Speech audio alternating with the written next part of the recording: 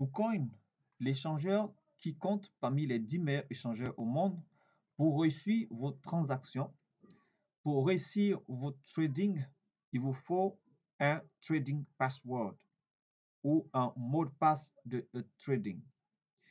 Il vous faut aussi le DFA sécurité. Donc, le DFA sécurité, lorsque vous allez vous connecter, c'est uniquement vous qui avez le code d'accès. Pour avoir accès à votre échangeur, il fait partie, bien évidemment, des 10 meilleurs échangeurs au monde. Donc, il vous faut toutes ces sécurités pour vos transactions. Donc, via cette vidéo tutoriel, nous allons vous montrer juste quelques petites étapes pour pouvoir mettre cela en place. Vous êtes ici dans votre dashboard, dans votre tableau de bord. Donc, je vais juste agrandir. On va utiliser un PDF pour votre guide. Okay? Donc, vous pouvez aussi avoir le PDF à télécharger. Donc, étant dans la partie portefeuille, vous voyez où dans la partie, ça c'est une partie portefeuille, ou dans la partie KuCoin page d'accueil, vous avez, si vous êtes déjà connecté, alors votre initiale là. Donc, votre initiale, l'initiale de votre adresse email se met tout juste à côté du portefeuille. On va faire descendre légèrement. Quand vous cliquez dessus, vous allez avoir ça. Quand vous cliquez sur votre initiale, vous allez avoir ça. Donc, votre identification, qui est, si c'est vérifié, ça marque vérifié. Et puis, alors, vous venez sur cette partie-là, KYC, OK, vérification KYC. Donc, vous allez descendre, vous allez avoir accès à toute une page de vérification. Ou sécurité, vous avez cette possibilité-là de venir sur e-compte sécurité. Donc, vous venez sur e-compte sécurité et vous allez avoir accès à cette partie. Security Setting. C'est bon? Donc, je reprends. Vous venez sur votre initiale à côté du portefeuille. Vous venez aussi directement sur e-compte sécurité pour avoir accès par rapport au trading password. E-compte sécurité. C'est bon. Donc, étant dans Security Setting, vous voyez très bien que là, vous avez la possibilité de changer vos mots de passe. Si vous ne savez pas, Google Verification n'est pas encore vérifié, vous pourrez le configurer ici, le numéro de téléphone où ça marque ces insignes là. On va descendre, vous descendez la page, vous faites remonter à partir de votre téléphone, vous faites remonter du bas en haut. Et puis voilà, vous pouvez vérifier aussi votre adresse email. Alors, voici la partie Trading Password. Donc, sur cette même page, il y a tout ça. Donc, Trading Password, vous venez sur Configure. Donc, vous venez sur Configure ici, vous cliquez dessus, vous allez avoir accès à cette page-là. C'est Security Verification. Alors, vous allez cliquer sur Send Code. Vous allez cliquer sur cette partie-là, Send Code. Vous allez recevoir un code dans votre boîte email et que vous allez introduire ici pour cliquer sur Next. Donc, on va faire exemple pour voir. Voilà. Donc, supposons que vous avez reçu, ça, c'est un compte Gmail.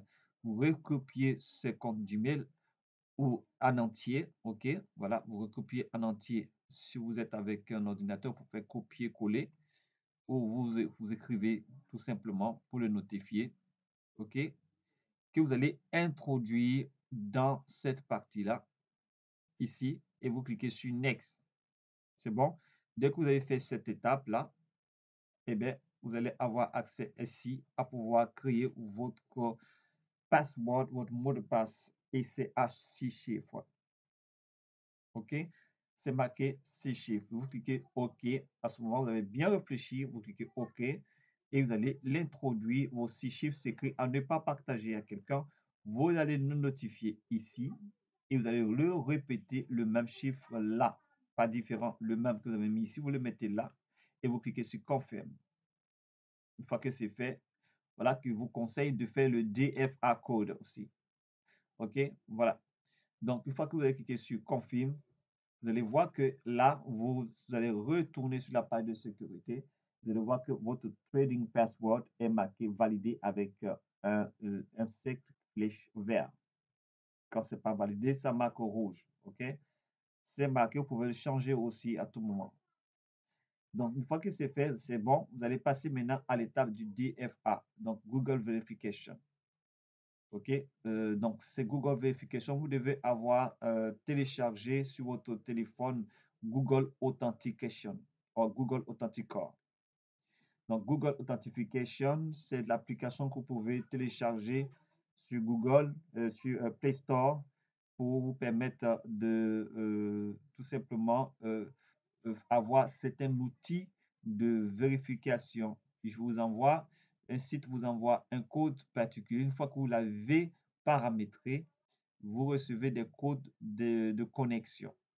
Donc, on va faire l'exercice. Si vous n'avez pas encore téléchargez Google Verification ou Google Authentication et le menu qui va vous montrer comment pouvoir ouvrir et scanner le QR code qu'un site va vous envoyer afin qu'il puisse être enregistré sur votre téléphone.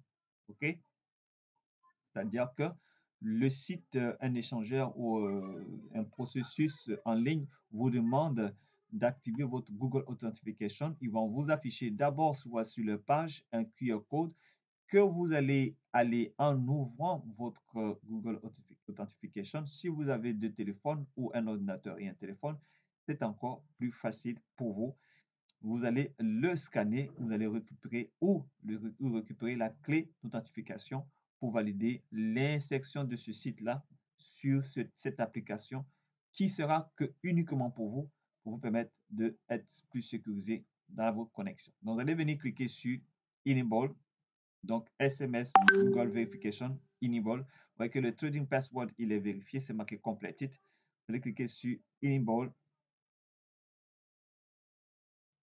et vous allez devoir envoyer un code de sécurité pour ce processus. Donc, vous voyez que vous êtes sur cette partie-là, Setting Verification, Google Verification. Vous envoyez un code, ça va s'afficher sur votre boîte email. Vous allez venir insérer ici. Donc, vous cliquez sur Send Code et vous récupérez ça dans votre boîte mail. Vous venez l'insérer ici, vous cliquez sur Next. Exemple, ce code, c'est un exemple. Ce n'est pas le même code que vous allez recevoir. Et à ce moment-là, le site, une fois que c'est fait, va vous afficher la DFA Verification. Donc, le DFA Verification que vous allez ouvrir votre Google Authentification qui est sur votre téléphone. Vous allez venir là, scanner. OK, si ce n'est pas encore notifié sur votre téléphone, OK, il faut que KuCoin soit inscrit dans votre Google Authentification sur votre téléphone. Donc, vous avez deux choix. Vous allez le scanner pour récupérer la clé pour pouvoir l'activer. C'est bon? OK. Donc, une fois que c'est fait, vous allez insérer le code que vous allez recevoir sur votre téléphone pour cliquer sur Activer. Donc, le code que vous allez recevoir sur l'application Google Authentification. Donc, voilà à peu près comment Google Authentification se présente sur votre téléphone. Donc, on ne peut pas afficher le nôtre. On vous montre juste un schéma. Vous allez avoir un titre comme ça, Google Authenticator et, ou Authentification ou Authenticator.